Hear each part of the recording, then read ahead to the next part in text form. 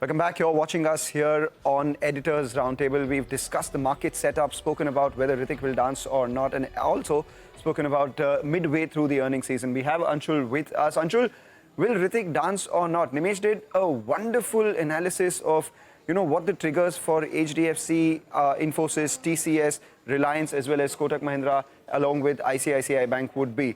Your thoughts on when and how these guys will dance?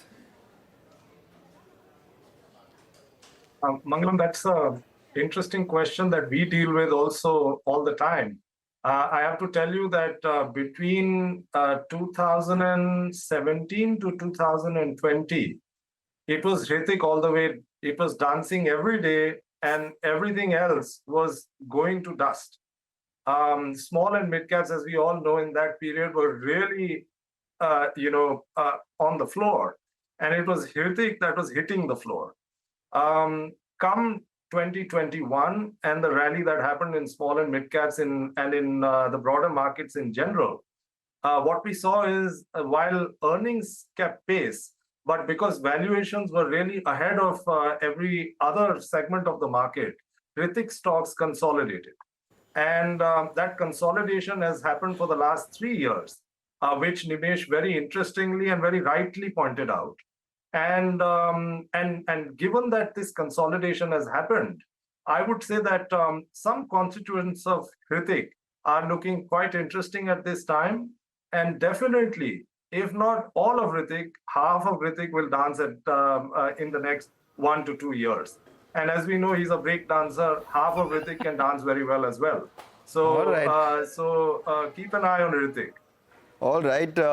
We will keep an eye out on Hrithik. But, apart from that, we have another new listing next week as well. November 10th is when Honasa Consumer, the much talked about Mamaearth IPO, actually lists. It's seen good subscription, almost 8 times good subscription coming in from the institutions, HNIs, employees, as well as retail. Just about managed to oversubscribe out there. But the question is, what happens after the listing, after so much chatter around it? I would simplify it and talk about 4 important things that you have to watch out for. The first important thing, the most important thing, is growth on the top line. The company's 3-year revenues have grown at 80%. The industry has grown at 28%. That hero brand, which is Mamaearth, that is grown at 62%. The company said to us that, going forward, they would like to grow twice the industry over the next 5 to 7 years. So this is the first thing that you have to watch out for. Apart from the top line, the most important thing, the EBITDA margins. Now, gross margins, the company has margins of nearly 65 to 70 odd percent, but EBITDA margins are in low single digits. Why is that?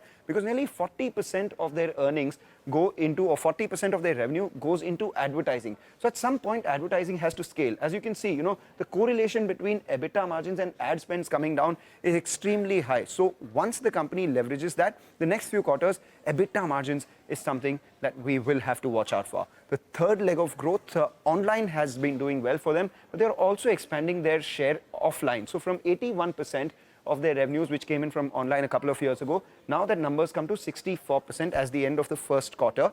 And the company said that they currently reach 120,000 stores, and their aim is to make offline expansion the next leg of growth. Remember, the FMCG universe is over 8 million stores. So even if they get to 1/10 of that, there is a big growth, tailwind out there. The question, however, is that a lot of these consumer giants are waiting in the offline stores with their products as well, and as a result of which, there would be extremely strong competition, especially for Mamaearth's hero products, which are the Upton face wash as well as the onion shampoo. For all of this, you are paying a steep value, right? Price to sales 1 year forward is 5 times, price to EBITDA 75 times, price to earnings 100 times. This is annualizing the first quarter revenues and the numbers. So if you look at any outperformance here, maybe these valuations would come into your favor.